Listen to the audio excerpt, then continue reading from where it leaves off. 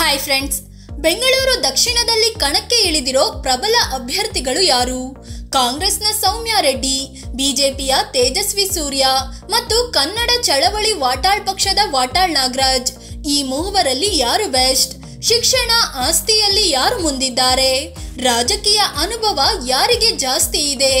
ಈ ಮೂವರ ಸಮುದಾಯ ಯಾವುದು? ಕ್ಷೇತ್ರದ ಜಾತಿ ಲೆಕ್ಕಾಚಾರ ಹೇಗಿದೆ? ಎಲ್ಲವನ್ನು ಈ ವಿಡಿಯೋದಲ್ಲಿ ಹೇಳ್ತೀವಿ.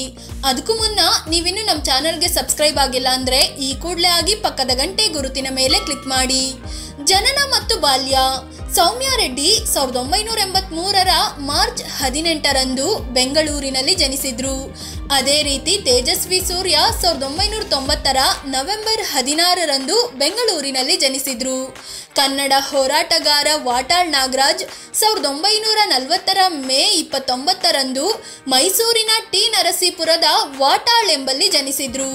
ಸೌಮ್ಯ ಮತ್ತು ತೇಜಸ್ವಿ ಸೂರ್ಯರದ್ದು ಅನುಕೂಲಸ್ಥ ಕುಟುಂಬವೇ ಆಗಿತ್ತು. ಆದರೆ ವಾಟಾಳ್ ನಾಗರಾಜ್ ಬಡ ಕುಟುಂಬದಲ್ಲಿ ಜನಿಸಿದ್ರು. ವಯಸ್ಸು ಎಷ್ಟು? ಸೌಮ್ಯ ರೆಡ್ಡಿಗೆ 41 ವರ್ಷ ವಯಸ್ಸಾಗಿದೆ. ತೇಜಸ್ವಿ ಸೂರ್ಯಗೆ 33 ವರ್ಷ ವಯಸ್ಸಾಗಿದೆ. ವಾಟಾಳ್ ನಾಗರಾಜ್ ಅಫಿಡವಿಟ್ನಲ್ಲಿ 75 ವರ್ಷ ಅಂತ ಘೋಷಿಸಿಕೊಂಡಿದ್ದಾರೆ. ಇವರ ವಯಸ್ಸಿನಲ್ಲಿ ಗೊಂದಲ ಇದೆ. ಬರ್ತ್ ಡೇಟ್ಗೂ ಅಫಿಡವಿಟ್ನಲ್ಲಿ ಸಲ್ಲಿಸಿರೋ ವಯಸ್ಸಿಗೂ ಅಂತರ ಇದೆ. ಈ ಬಗ್ಗೆ ವಾಟಾಳ್ ಕೂಡ ಸ್ಪಷ್ಟಪಡಿಸಿಲ್ಲ. ತೇಜಸ್ವಿ ಸೂರ್ಯ ಮತ್ತು ಸೌಮ್ಯಗಿಂತ ವಾಟಾಳ್ ನಾಗರಾಜ್ ಹಿರಿಯರಾಗಿದ್ದಾರೆ. ಶಿಕ್ಷಣದಲ್ಲಿ ಯಾರು ಮುಂದೆ? ಸೌಮ್ಯ ರೆಡ್ಡಿ ಬೆಂಗಳೂರಿನ ಆರ್ವಿ ಕಾಲೇಜಿನಿಂದ ಕೆಮಿಕಲ್ ಇಂಜಿನಿಯರಿಂಗ್ನಲ್ಲಿ ಪದವಿ ಪಡ್ಕೊಂಡಿದ್ದಾರೆ. ತೇಜಸ್ವಿ ಸೂರ್ಯ ಬೆಂಗಳೂರು ಯೂನಿವರ್ಸಿಟಿಯಿಂದ ಕಾನೂನು ಪದವಿ ಕಂಪ್ಲೀಟ್ ಮಾಡಿದ್ದಾರೆ. ಆದರೆ ವಾಟಾಳ್ ನಾಗರಾಜ್ ಜಾಸ್ತಿ ಓದಲಿಲ್ಲ. 10ನೇ ಕ್ಲಾಸ್ಗೆ ಓದು ನಿಲ್ಲಿಸಿದ್ರು. ಕುಟುಂಬದ ಹಿನ್ನೆಲೆ ಏನು? ಸೌಮ್ಯ ರೆಡ್ಡಿ ತಂದೆ ರಾಮಲಿಂಗಾರೆಡ್ಡಿ ಮೊದಲಿನಿಂದಲೂ ರಾಜಕೀಯದಲ್ಲಿ ಗುರುತಿಸಿಕೊಂಡು ಬಂದಿದ್ದಾರೆ. ಹೀಗಾಗಿ ಚಿಕ್ಕಂದಿನಿಂದಲೂ ಸೌಮ್ಯ ರೆಡ್ಡಿ ರಾಜಕೀಯ ನೋಡಿಕೊಂಡು ಬೆಳೆದಿದ್ದಾರೆ. ಅದೇ ರೀತಿ ತೇಜಸ್ವಿ ಸೂರ್ಯ ಅಂಕಲ್ ರವಿ ಸುಬ್ರಹ್ಮಣ್ಯ ಕೂಡ ಬಿಜೆಪಿ ಶಾಸಕರಾಗಿದ್ದು ರಾಜಕೀಯದಲ್ಲಿ ತೊಡಗಿಸಿಕೊಂಡಿದ್ದಾರೆ. ಹೀಗಾಗಿ ಇವರಿಬ್ಬರಿಗೂ ರಾಜಕೀಯದ ಹಿನ್ನೆಲೆ ಇದೆ. ಆದರೆ ವಾಟಾಳ್ ನಾಗರಾಜ್ ಬಡ ಕುಟುಂಬದಲ್ಲಿ ಜನಿಸಿದ್ರಿಂದ ರಾಜಕೀಯದ ಹಿನ್ನೆಲೆ ಇರಲಿಲ್ಲ. ರಾಜಕೀಯಕ್ಕೆ ಎಂಟ್ರಿ ಪಡೆದಿದ್ದು ಹೇಗೆ?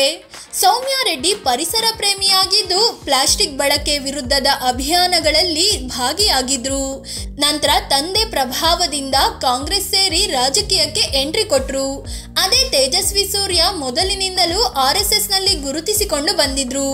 ಕಾಲೇಜು ದಿನಗಳಲ್ಲಿ ಬಿಜೆಪಿ ವಿದ್ಯಾರ್ಥಿ ಘಟಕ ABVPಯ ಸಕ್ರಿಯ ಕಾರ್ಯಕರ್ತರಾಗಿದ್ರು. ನಂತರ ಬಿಜೆಪಿಗೆ ಬಂದು ವಿವಿಧ ಹುದ್ದೆಗಳನ್ನು ನಿಭಾಯಿಸಿದ್ರು. ಅದೇ ವಾಟಾಳ್ ನಾಗರಾಜ್ ಕಥೆಯೇ ಬೇರೆ. ಕನ್ನಡ ಹೋರಾಟಗಳಿಂದಲೇ ಹೆಸರು ಮಾಡಿದ ವಾಟಾಳ್ 24ನೇ ವಯಸ್ಸಿಗೆ ಯಾರ ಬೆಂಬಲವೂ ಇಲ್ಲದೆ ಪಕ್ಷೇತರವಾಗಿ ಕಾರ್ಪೊರೇಟರ್ ಆದ್ರು. ನಂತರ ಪಕ್ಷೇತರವಾಗಿಯೇ ವಿಧಾನಸಭೆಗೂ ಎಂಟ್ರಿ ಕೊಟ್ರು. ಯಾವುದೇ ಪಕ್ಷದ ಜೊತೆ ಗುರುತಿಸಿಕೊಳ್ಳದೆ ಬಂದಿರೋ ನಾಯಕ ಈ ವಾಟಾಳ್ ನಾಗರಾಜ್. ರಾಜಕೀಯ ಅನುಭವ ಯಾರಿಗೆ ಜಾಸ್ತಿ? ರಾಜಕೀಯದ ಅನುಭವಕ್ಕೆ ಬಂದ್ರೆ ಸೌಮ್ಯ ರೆಡ್ಡಿ 2018ರಲ್ಲಿ ಮೊದಲ ಬಾರಿಗೆ ಜಯನಗರ ವಿಧಾನಸಭೆ ಕ್ಷೇತ್ರದಲ್ಲಿ ಸ್ಪರ್ಧಿಸಿ ವಿನ್ ಆಗಿದ್ರು. ಆದರೆ 2023ರಲ್ಲಿ ಕೂದಲೆಳೆ ಅಂತರದಲ್ಲಿ ಸೋಲು ಅನುಭವಿಸಿದ್ರು. ಇನ್ನು ತೇಜಸ್ವಿ ಸೂರ್ಯ ವಿಚಾರಕ್ಕೆ ಬಂದ್ರೆ 2019ರಲ್ಲಿ ಮೊದಲ ಬಾರಿಗೆ ಬೆಂಗಳೂರು ದಕ್ಷಿಣದಿಂದ ಲೋಕಸಭೆಗೆ ಸ್ಪರ್ಧಿಸಿದ್ರು. ವಿನ್ ಆಗಿ ಸಂಸತ್ ಮೆಟ್ಟಿಲು ಹತ್ತಿದ್ರು. ಇನ್ನು ವಾಟಾಳ್ ವಿಚಾರಕ್ಕೆ ಬಂದ್ರೆ ಮೊದಲ ಬಾರಿಗೆ 1967ರಲ್ಲಿ ಚಿಕ್ಕಪೇಟೆ ವಿಧಾನಸಭೆ ಕ್ಷೇತ್ರದಿಂದ ವಿನ್ ಆದ್ರು.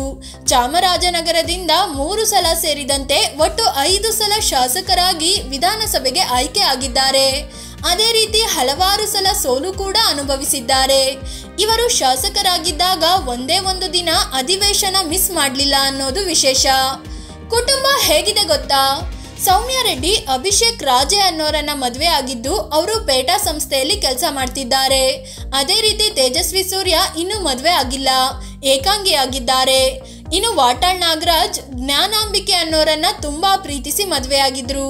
ಆದರೆ ಆಕೆ 2020ರಲ್ಲಿ ವಿಧಿವಶರಾಗಿದ್ದಾರೆ. ದಂಪತಿಗೆ ಅನುಪಮ ಅನ್ನೋ ಮಗಳು ಮತ್ತು ಮಹದೇವ ಪ್ರಸಾದ್ ಅನ್ನೋ ಮಗ ಇದ್ದಾರೆ. ಆಸ್ತಿಯಲ್ಲಿ ಯಾರು ಮುಂದಿದ್ದಾರೆ? ಸೌಮ್ಯ ರೆಡ್ಡಿ 2,28,00,000 ರೂಪಾಯಿ ಮೌಲ್ಯದ ಆಸ್ತಿ ಹೊಂದಿದ್ದಾರೆ. ಅದೇ ರೀತಿ 1,52,00,000 ರೂಪಾಯಿಯಷ್ಟು ಸಾಲ ಕೂಡ ಹೊಂದಿದ್ದಾರೆ. ಇನ್ನು ಹಾಲಿ ಸಂಸದ ತೇಜಸ್ವಿ ಸೂರ್ಯ 4,10,00,000 ರೂಪಾಯಿ ಮೌಲ್ಯದ ಆಸ್ತಿ ಹೊಂದಿದ್ದು ಯಾವುದೇ ರೀತಿಯ ಸಾಲ ಇಲ್ಲ.